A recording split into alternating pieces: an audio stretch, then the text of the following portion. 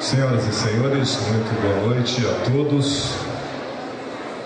A Comissão da Advocacia Pública da OAB Subseção Maringá, juntamente com a Escola Superior de Advocacia e a Prefeitura Municipal de Maringá, tem a honra de recebê-los mais uma noite, nesse segundo dia de congresso, para o nosso terceiro Congresso da Advocacia Pública.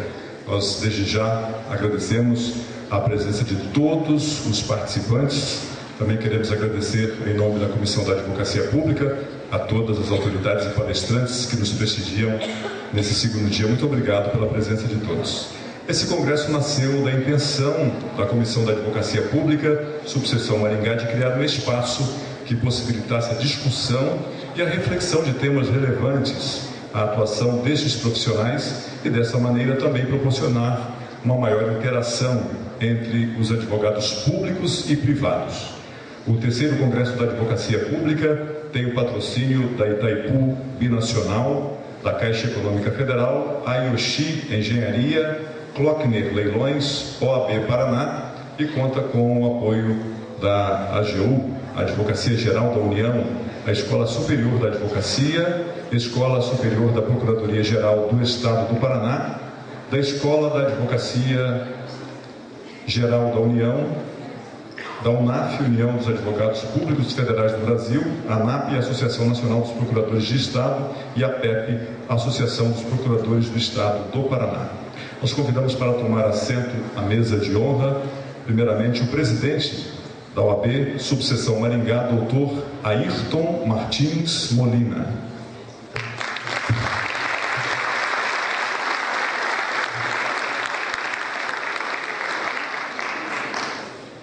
Convidamos também para tomar assento à mesa o vice-presidente da OAB Paraná, doutor Cássio Teles.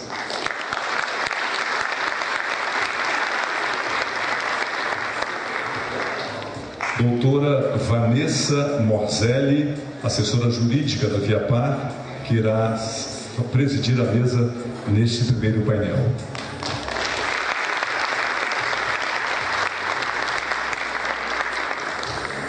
Os palestrantes que irão fazer parte desta primeira mesa, a doutora Eunice Fumagalli Martins e Cher, da Procuradoria-Geral do Estado do Paraná.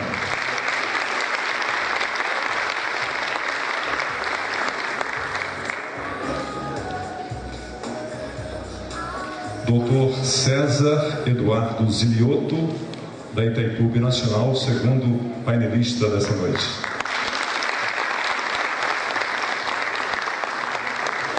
E também convidamos para a mesa de honra o doutor César Augusto Moreno, conselheiro federal da OAB e também corregedor adjunto do Conselho Federal.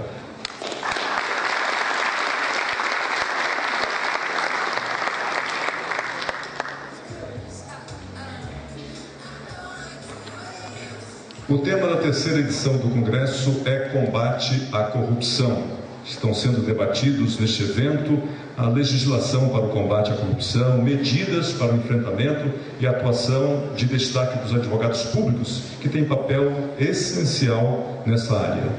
Além das palestras e painéis, a Comissão da Advocacia Pública está realizando neste Congresso o lançamento da obra Temas Avançados da Advocacia Pública, volume 4, lançado ontem, mas que ainda está à disposição para aqueles que quiserem adquirir a obra, que aborda a temática do evento, com capítulos escritos por advogados públicos e contando com a coordenação do Dr. Bruno Grego Santos, Dr. Joaquim Mariano Paz de Carvalho Neto, Dr. Leandro Ferreira Bernardo e Dr. William Fracalossi, e prefácio da professora Aldete Medawa, que esteve conosco ontem fazendo a abertura do evento. Nesse momento eu quero convidar para a sua saudação, antes de começarmos os painéis dessa noite, convido o vice-presidente da OAB Paraná para a sua saudação aos congressistas e aos membros da mesa, Dr. Cássio Teles.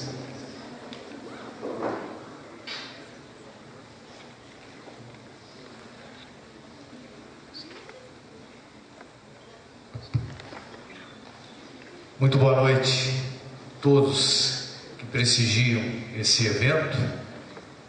É uma honra contar com a presença de vocês. quero cumprimentar o presidente da subseção da Ordem dos Advogados do Brasil aqui de Maringá, Dr. Ayrton Martins Molina, e em seu nome, Dr. Molina, cumprimentar todos os diretores, conselheiros, todos os advogados, as advogadas envolvidos na organização deste congresso. Maringá, mais uma vez, mostra que é um celeiro da cultura jurídica no estado do Paraná. Eu sempre que venho a Maringá, alegro-me com a participação da classe jurídica na discussão de importantes temas para a nossa profissão. E Maringá tem essa tradição de realizar anualmente um evento voltado à advocacia pública. Eu trago nesse momento de abertura desta solenidade também o abraço e os cumprimentos do presidente da Ordem dos Advogados do Brasil no estado do Paraná, Dr. Juliano Breda, que não pôde estar presente na abertura da solenidade na noite de ontem, conforme era previsto, em virtude de se encontrar na capital federal, participando do Colégio de Presidentes das seccionais da Ordem dos Advogados do Brasil. Mas quero dizer especialmente aos advogados públicos que estão presentes na plateia, que a Ordem dos Advogados do Brasil tem um compromisso muito firme com a advocacia pública, que tem um destaque dentro da nossa instituição. E me sinto muito à vontade em dizer isso, porque estou ao lado de uma conselheira estadual que é procuradora do Estado e que preside também a Associação dos Procuradores do Estado do Paraná, a minha colega Eunice Fumagalli Martins Scherer. A Eunice tem, juntamente com outros procuradores, feito uma representação muito destacada no Conselho Seccional, defendendo todos os temas que afligem a advocacia pública. E quero dizer que no Conselho Seccional, por presidir a Câmara de Direitos e Prerrogativas, tenho acompanhado muito de perto as tentativas que determinados setores têm feito no sentido de intimidar, de dificultar a atividade do advogado público, e cito especialmente as tentativas de incriminar os advogados públicos, incluí-los em polos passivos de ações civis públicas, quando o advogado público se limita a proferir um parecer de orientação sem tomar qualquer decisão. E nós, lamentavelmente, temos visto o Ministério Público incluir procuradores, advogados públicos indevidamente em ações civis públicas, respondendo por algo que eles absolutamente não têm qualquer responsabilidade, porque não têm nenhum poder de decisão. Nós estamos muito preocupados e combateremos todas as tentativas que objetivem cercear a liberdade do advogado público, o livre exercício da sua atividade. Também estamos focados na questão dos honorários de sucumbência, nas questões relativas ao ponto e na própria questão da independência funcional do advogado público. Na tarde de hoje, muitos participaram da reunião que foi realizada aqui em Maringá pela Comissão de Direito da Advocacia Pública da Ordem dos Advogados do Brasil Seccional do Estado do Paraná. nós faremos mais 3 reuniões no interior do estado.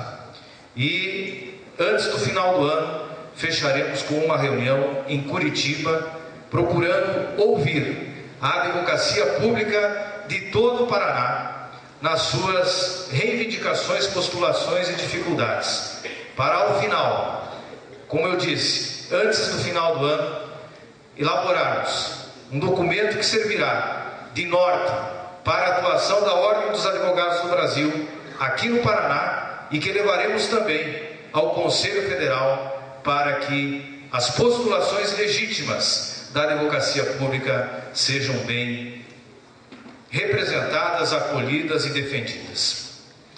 Quero também aproveitar esse momento para registrar o reconhecimento da Ordem dos Advogados do Brasil a Itaipu Nacional, na pessoa do Dr. César Zilioto. Esses eventos, a exemplo do que está acontecendo aqui em Maringá e outros tantos que fizemos no estado do Paraná e ainda faremos, fazem parte de um convênio que a Ordem dos Advogados do Brasil celebrou com Itaipu Nacional. E o César foi uma pessoa decisiva na celebração desse convênio. Nós estamos levando cultura jurídica, o debate dos grandes temas da advocacia por todo o estado do Paraná, desde as mais pequenas cidades até os maiores centros. E Itaipu Nacional tem sido a grande parceira da OAB em todo esse trabalho. Por isso, César, mais uma vez eu quero deixar registrado o agradecimento e o reconhecimento da Ordem dos Advogados do Brasil por essa feliz parceria que iniciamos ainda na gestão do presidente José Lúcio Globe. Quero também agradecer a Viapar pelo apoio dado a este evento. Os patrocinadores têm um papel decisivo também, porque nos ajudam a fazer com que o evento seja apresentado num preço muito menor para aqueles que dele participam, e o apoio também da Viapar foi decisivo para que fizéssemos aqui em Maringá esse importante evento. Agradeço a todos os demais patrocinadores. Cumprimento também o conselheiro federal César Augusto Moreno, que, sendo aqui de Maringá, sempre também tem prestigiado não só os eventos maringaenses, mas também todos aqueles que temos realizado no estado do Paraná e que também vem representando o nosso estado através da bancada paranaense lá no Conselho Federal. Meus amigos, desejo a todos vocês um excelente congresso. Tenho certeza que vocês, na noite de hoje, aprenderão ainda um pouco mais com esses 2 brilhantes palestrantes que estão compondo a mesa. Meu muito obrigado e parabéns a toda a população de Maringá por esse evento.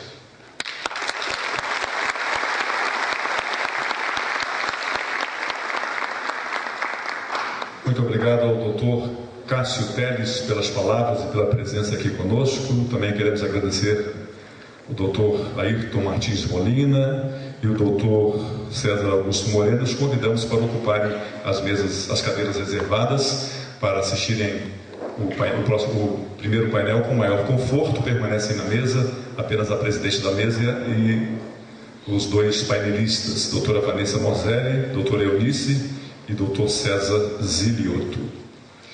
Queremos informar, antes de passarmos a palavra à presidente da mesa, que será possível vocês fazerem perguntas aos painelistas nessa noite. Então, se vocês assim quiserem, vocês podem fazer a pergunta por escrito e entregar ao nosso pessoal de apoio que está nos corredores. Eles irão encaminhar suas perguntas à presidente da mesa, que irá fazer a pergunta aos painelistas.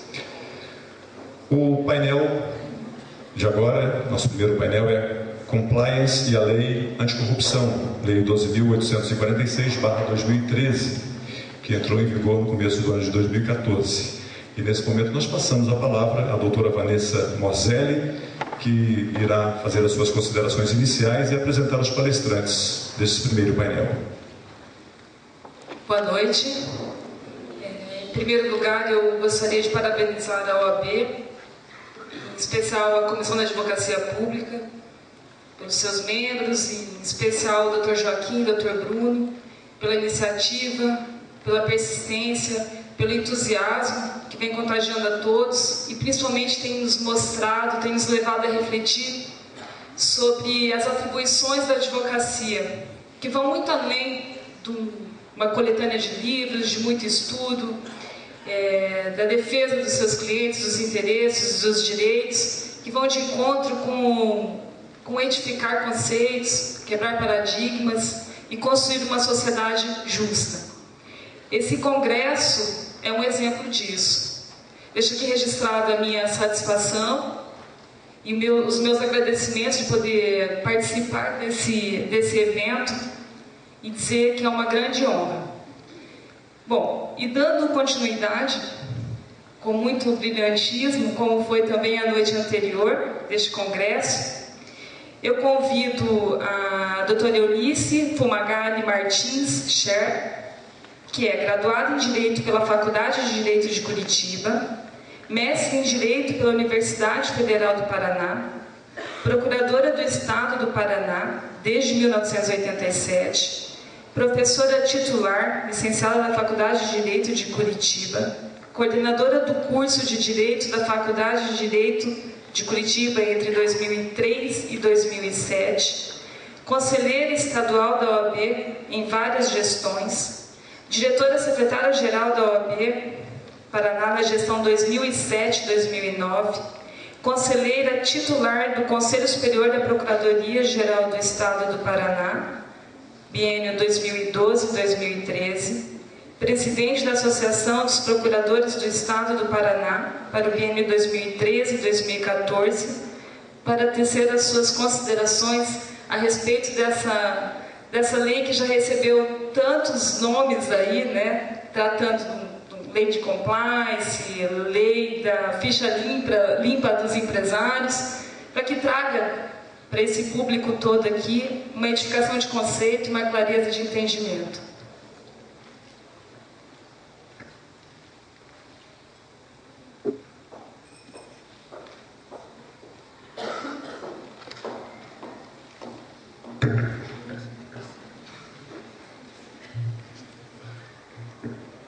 Inicialmente, eu gostaria de saudar e cumprimentar o Dr. Ayrton Molina, presidente da subseção de Maringá, com quem tive a honra de partilhar o Conselho Estadual da OAB em algumas das gestões anteriores a que juntos pertencemos.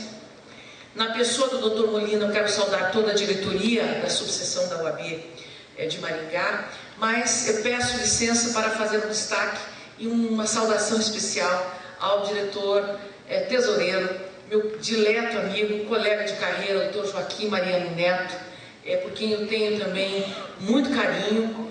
Gostaria de cumprimentar o vice-presidente da OAB, que está aqui representando toda a instituição neste momento, o querido amigo Cássio Lisandro Teles. Cumprimento também o conselheiro federal César Moreno.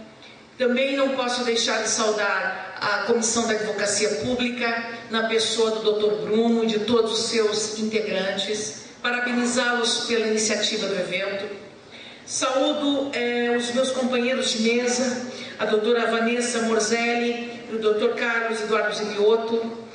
Quero também saudar os advogados e advogadas presentes, os estudantes, e dizer que é uma honra muito grande para mim estar mais uma vez em Maringá, participando de um evento desta prestigiada instituição que é a nossa Ordem dos Advogados do Brasil.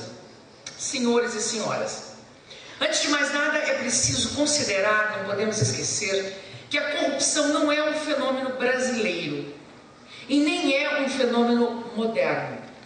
Se eu tivesse tempo, eu poderia, e certamente os senhores também, nós poderíamos trocar notícias acerca da ocorrência ou da identificação da corrupção lá na Bíblia, depois, em tempos mais modernos, na Carta do o Pero Vaz de Caminha, quando descobriu o Brasil. E poderemos encontrar, portanto, exemplos nas mais variadas sociedades e nos diversos momentos históricos que poderíamos encontrar. Então, o que vale dizer é que a corrupção parece ser meio inato à sociedade humana. E o que varia, o que a gente percebe é que as variações, elas se devem a algumas peculiaridades das diferentes sociedades, especialmente duas: a existência de uma solidez maior ou menor das instituições democráticas e a existência de um sistema repressivo maior ou menor da corrupção. Poderíamos também ficar discorrendo acerca da classificação da corrupção, a forma como ela pode acontecer, os elementos, etc. Mas entendi, ao fazer uma avaliação e delimitar o tema, que eu deveria focar mais no específico tema que me foi proposto.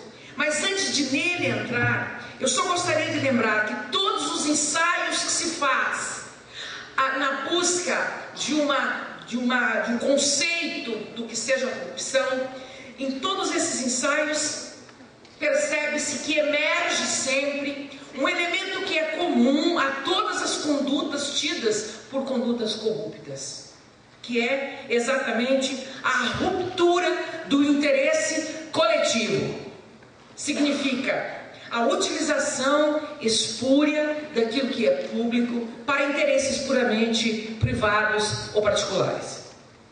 Se observarmos do suborno ao peculato, da concussão, à malversação do dinheiro público, do nepotismo, ao tráfico de influências, em todas essas condutas teremos necessariamente um traço padrão, que é exatamente a utilização do coletivo com o manifesto propósito de favorecimento de interesses individuais ou privados.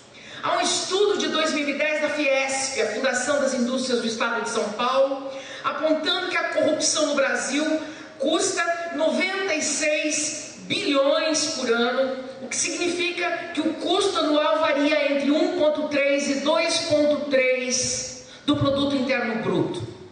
Encontrei naquele site, que certamente é conhecido de todos vocês, o Transparência Brasil, dados que demonstram aquilo que todos nós sabemos, mas que eu vou citar apenas uma parte deles. Que o PIB nacional deixa de crescer no Brasil 2 pontos percentuais por ano devido à corrupção. Que 21% das empresas aceitam pagar subornos para conseguir favores. Que 25% das companhias têm despesas de até 10% das suas receitas com o pagamento de propinas e de subornos. Que 50% dos empresários pesquisados já foram achacados por fiscais tributários. Que 70% das empresas gastam até 3% do seu faturamento anual no pagamento de propinas. Que 87% relatam que a cobrança de propina é absolutamente frequente. E aí vai. O que fazer? O quadro é esse. Não é novidade. Todos nós conhecemos. E o que fazer em relação a isso? Pois bem, sabemos que fora do Brasil, em alguns locais, em alguns ordenamentos nacionais, já existe uma certa tradição na repressão da corrupção, na imposição de determinados padrões de condutas para evitar a corrupção. Os exemplos mais lembrados são exatamente do direito norte-americano e do direito inglês. Dois sistemas que possuem instrumentos chamados respectivamente de FCPA, Foreign Corruption Practice Act, nos Estados Unidos, e UK Bribery Act, na Inglaterra, que são instrumentos exatamente disciplinadores, ou que têm a intenção de disciplinar as práticas corporativas das empresas e reprimir fortemente as práticas corruptas. Mas e no Brasil?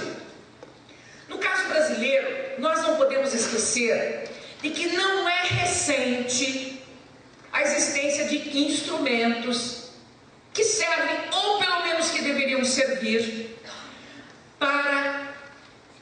poderiam e deveriam ter o efeito de coibir a corrupção. Basta lembrar que a própria Constituição Federal é dotada de um arcabouço asseguratório da chamada moralidade administrativa. Basta lembrar que em nível infraconstitucional existe, por exemplo, a chamada Lei da Improbidade, que é de 1992. Existem disposições dentro da Lei de Licitações, dentro da Lei da Defesa da Concorrência, como também dentro da lei que coíbe a lavagem de dinheiro. Pois bem, todos nós sabemos que esses mecanismos não têm funcionado, não têm sido suficientes sequer para minimizar o problema que se apresenta entre nós com características endêmicas. Eu acho, e tomo a liberdade de afirmar, interessante, que não se percebe existir no Brasil ainda, até agora, o reconhecimento de que a corrupção não acontece por causa da administração pública. Parece não existir o reconhecimento de que a corrupção depende da confluência do setor privado. Quando se fala em corrupção no Brasil, são todos os dedos apontados para a administração pública. E é verdade, é lá que ela ocorre. Mas se não existir a colaboração, se não existir o desvio de conduta de setores da atividade privada, que em desvio de conduta mesmo busca no patrimônio público interesses egoísticos, puramente particulares, a corrupção não aconteceria. O suborno só acontece porque tem quem paga. É preciso que tenhamos isso presente. E aí, mais uma vez, mesmo não tendo imaginado que falaria dessa maneira, e assim eu peço que tome a liberdade de dizer, que este é um assunto que não importa apenas para os advogados públicos. Este é um assunto que importa, doutor Molina, para todos os advogados. Os advogados privados também têm uma parcela significativa de responsabilidade na consultoria dos seus clientes privados. Isso é muito importante lembrar o tempo todo. Portanto, este é um assunto que importa para advogados públicos, advogados privados, importa para a sociedade como um todo, da qual, aliás, todos fazemos parte. E, aliás, a maior prejudicada com a crueldade que decorre do desvio do patrimônio público em prol do alimento da corrupção. Pois bem, podemos dizer, então, que, já que o tema interessa a todos, temos, e aí, por força da indicação do tema que me foi proposto, enfocar a chamada lei anticorrupção com o sistema de compliance e com a atuação da advocacia pública. Doutor Joaquim, teve que fazer aí, né? Vamos ver o que a gente consegue fazer uma reunião desses temas. Sobre a lei anticorrupção, para começar, eu já troquei algumas palavras com o doutor César, que fala na sequência, e eu já sei que talvez ele tenha uma visão mais crítica do que a minha. Eu até talvez tenha, doutor César, uma visão crítica da lei anticorrupção, mas eu não vou falar dela agora. Eu dei um outro tom à minha fala. Sobre ela, eu começo dizendo que, embora a iniciativa legislativa, a lei é de 2013, de 1º de agosto, com 180 dias para entrar em vigor. Então, ela entrou em vigor no dia 31 de janeiro ou 1º de fevereiro de 2014. Embora ela pareça uma iniciativa recente, na verdade, ela decorre da adesão do Brasil a tratados internacionais de combate à corrupção. E embora ela seja fruto de um projeto de lei datado de 2010, esta, a que é chamada Lei Anticorrupção, ela teve discussão, votação e aprovação atropeladíssima. Por quem? pelas manifestações que ocorreram nas ruas e praças e prédios públicos do Brasil em junho e julho de 2013. A chamada Lei Anticorrupção, em essência, ela não cria nada novo, porque ela não inclui naquele rol das condutas que ela tipifica como atos lesivos à administração pública, ela não inclui nenhuma conduta que já não fosse anteriormente considerada ilícita. Então não tem novidade. Porque fraudar licitações, oferecer ou dar vantagem indevida a agente público, utilizar-se de interposta pessoa, o famoso laranja, para ocultar ou dissimular os reais interesses ou a identidade de um certo beneficiário, já são condutas ilícitas no direito brasileiro há muito tempo, seja pelo Código Penal, seja pela Lei de Licitações, seja pela Lei de Defesa da Concorrência e assim por diante. Mas afinal de contas, para que serve essa lei? Eu fiz um esforço muito grande, doutor César, para descobrir para que serve a lei. E eu consigo, como diversos estudiosos que se debruçaram sobre ela, não sou nada original nisso, detectar 3 atributos efetivamente novos na lei chamada anticorrupção. O primeiro é a concepção para esses efeitos, para os efeitos de responsabilizar a pessoa jurídica de direito privado, a concepção da chamada responsabilidade objetiva. Isso é uma novidade. Já se tinha responsabilidade objetiva no direito brasileiro e para outros efeitos. Mas para esses efeitos ela é novidade. Ou seja, o que significa, né? Eu sei que tem muitos estudantes, então eu tomo a liberdade de explicar. O que significa a responsabilidade objetiva? Significa que não será perquirido no caso de responsabilização de uma pessoa jurídica se ela teve culpa, se ela quis fazer aquilo, se ela teve dolo. Não importa isso. Ninguém vai perquirir, ninguém vai buscar saber isso. Se há uma materialidade, se há uma causalidade material, a empresa, a pessoa jurídica privada será responsabilizada.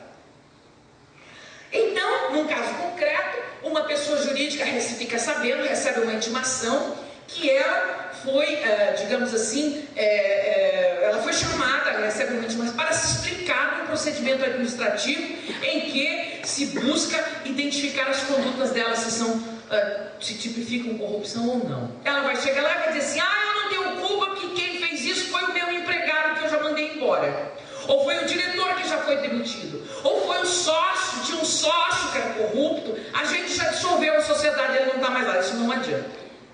O que não há averiguação subjetiva, o que vale a responsabilidade jurídica objetiva da empresa. O segundo aspecto que eu consigo identificar como novidade nesta lei é a mudança da perspectiva dada pelo legislador aos crimes contra a administração pública, substituindo o direito penal, como estávamos acostumados, e a persecução à pessoa física, substituindo tudo isso pelo direito administrativo para a persecução da personalidade jurídica, ainda que se continue valendo de determinados princípios ou conceitos